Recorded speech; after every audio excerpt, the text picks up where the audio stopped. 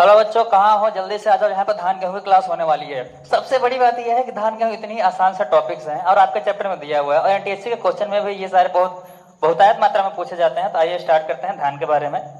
ये जो धान है, ये एक ऐसी फसल है जो खरीफ के टाइम में बोई जाती है, यानी कि आप इसको खरीफ की फसल बो सकते हो।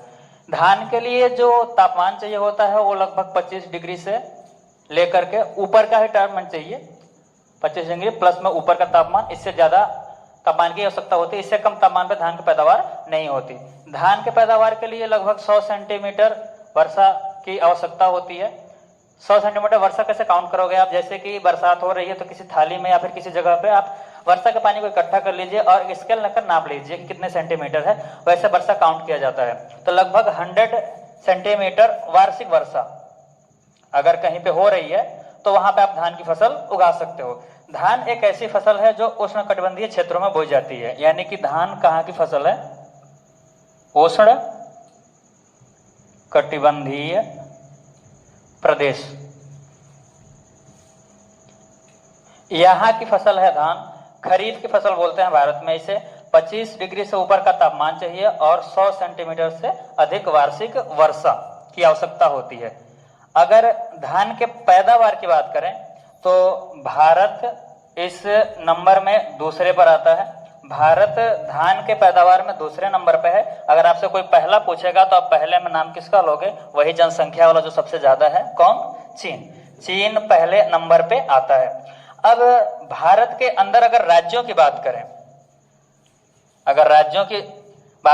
तो राज्यों में धान सबसे ज्यादा पश्चिम बंगाल में उगाया जाता है।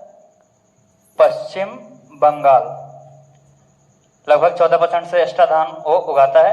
जो सेकंड नंबर पे है वो है अपना उत्तर प्रदेश, और जो लास्ट नंबर है, तीसरा नंबर, और वो है हमारा आंध्र प्रदेश। अगर टॉप 3 राज्यों की बात की जाए तो पश्चिम बंगाल पहले नंबर पे, उत्तर प्रदेश दूसरे नंबर पे और आंध्र प्रदेश तीसरे नंबर पे। अगर ऑल ओवर यूनिवर्स की बात करें तो चाइना पहले नंबर पे और भारत दूसरे नंबर पे है। ध्यान दीजिएगा, धान एक उष्णकटिबंधीय फसल है, तो वो जहां पे सूर्य किरणें सीधी पड़ती हैं वहीं पर इसे उगाया जा सकता है। धान में रोपण 2 प्रकार से होता है। अगर हम धान में रोपाई की बात करें तो 2 प्रकार से इसका, एक है छिड़काव विधि। छिड़काव विधि में यह होता है कि जो धान की फसल होती है उसे हाथ में लेकर के छिड़क दिया जाता है, बुआई की सुविधा उपलब्ध न होने के कारण, और ये ऐसा किया जाता है प्रायद्वीपीय भारत में। प्रायद्वीपीय भारत में इस प्रकार के धान की रोपाई की जाती है। और अगर हम मैदानी भाग की बात करें तो वहां पे पौधा प्रतिरोपण बोलते हैं, पौधा प्रतिरोपण विधि ये इस्तेमाल के। पौधा प्रतिरोपण विधि होती क्या है कि जैसे कि एक पौधा है, उस पौधे को कहीं से उठा करके निकाल करके दूसरे जमीन में लगा दिया जाए। सबसे पहले धान को एक सघन जगह पे डाल दिया जाता है, वहां पे धान के छोटे छोटे पौधे निकल आते हैं। महीने भर लगभग होने के बाद उस धान को वहां से उखाड़ कर दूसरे जगह पे लगा दिया जाता है। तो पौधा प्रतिरोपण विधि ये ज्यादातर मैदानी भागों में प्रचलित है। जो मैदानी भाग होते हैं वहां पे इस प्रकार की खेती की जाती है। और अगर भारत में धान के कटोरे की बात करें कि धान का कटोरा किस क्षेत्र को बोला जाएगा, तो धान का कटोरा भारत में दक्षिण भारत है। अगर भारत के मैप की बात करें तो भारत के मैप में जो कृष्णा नदी है और गोदावरी नदी है, तो इनके बीच के जो एरिया है, यानी कि कृष्णा गोदावरी, ये जो डेल्टा है इसे धान का कटोरा बोला जाता है। और उड़ीसा वाले भाग में भी काफी बहुतायत में धान की उपज की जाती है। जहां तक हम समझते हैं कि धान भारत का सर्वाधिक महत्वपूर्ण खाद्यान्न है और लगभग भारत में अधिकांश लोग धान को ही अपना मुख्य फसल मानते हैं। अगर बात करें हम व्हीट की, धान से संबंधित लगभग इतनी ही बातें आपको याद रखनी है। धान खरीफ की फसल है जो 25 डिग्री से ऊपर के टेम्परेचर, भारत में लगभग 3000 से भी अधिक किस्में इसकी उगाई जाती हैं। अगर मुख्य किस्मों की बात करते हैं, धान के मुख्य किस्म कौन कौन से हैं, तो आप एक ट्रिक से उसे याद रख सकते हैं। अमन और साली। अमन और साली धान की मुख्य किस्में हैं। आप इस नाम को लेकर के ज्यादा हंसी मत लीजिएगा। एक नाम इसमें और बहुत अच्छा सा था, मैं उस नाम को भूल गया इस शब्द के चक्कर में। तो 3,000 से अधिक किस्में यहाँ उगाई जाती है धान की। और धान भारत की सबसे महत्वपूर्ण खाद्यान्न है, सबसे ज्यादा पसंदीदा यही चीज है। वार्षिक वर्षा लगभग 100 सेंटीमीटर की आवश्यकता होती है। उष्णकटिबंधीय पौधा है ये। चीन के बाद भारत इसमें दूसरा स्थान रखता है।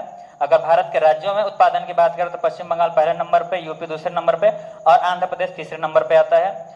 अगर इसके रोपण की बात करें तो छिड़काव विधि इस्तेमाल किया जाता है उन क्षेत्रों में जहां पर की जुताई ज्यादा संभव नहीं हो पाती या फिर पानी की सुविधा अच्छे से नहीं हो पाती, अर्थात प्रायद्वीपीय भारत में इसका उपयोग करेंगे।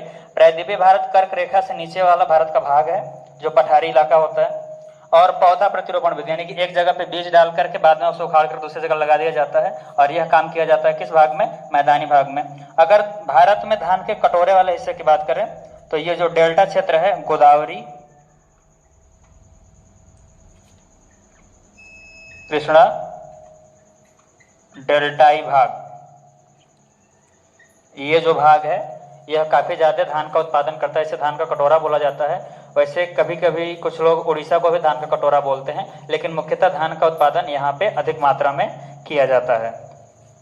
और अगर धान में हम अन्य बातों को देखें तो धान उष्णकटिबंधीय पौधा है, मगर कुछ लोग अगर वर्षा की उपलब्धता अधिक हो पाती है तो उष्णकटिबंधीय ना होते हुए भी शीतोष्ण क्षेत्रों में भी इसे उगाया जा सकता है।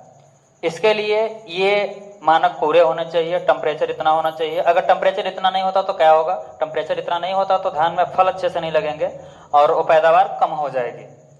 अगर हम दक्षिण भारत की बात करें तो कर्क रेखा से नीचे के जो एरियाज हैं यहाँ पे समय हमेशा उष्ण बना रहता है और समय उष्ण बना होने के कारण यहाँ पे 2 से लेकर के 3 बार पूरे वर्ष में ये फसल बोई जाती है कहीं कहीं पे। और लोगों ने ये रियलाइज किया कि अगर धान की फसल बोई जाती है तो इनकम भी काफी अच्छी होगी। तो ये था धान का पैदावार भारत के अंदर और भारत में इसकी बुवाई किस प्रकार से की जाती है। अगर बुवाई के समय की बात करें तो आपको पता ही है कि खरीफ की बुवाई कब होती है? ये मानसून आगमन पर, मानसून आगमन पर ये बोया जाता है। और साथ में इसकी कटाई की बात करें तो जो शीत का प्रारंभ होता है, शीत के प्रारंभ में काटा जाता है इसको। तो जो खरीफ की फसलों के लिए है वही चीज इसके लिए भी है क्योंकि यह खरीफ की ही फसल है। और खरीफ में सारे खाद्यान्न को मिलाकर के सबसे ज्यादा इंपॉर्टेंस इसी चीज का है। धन्यवाद।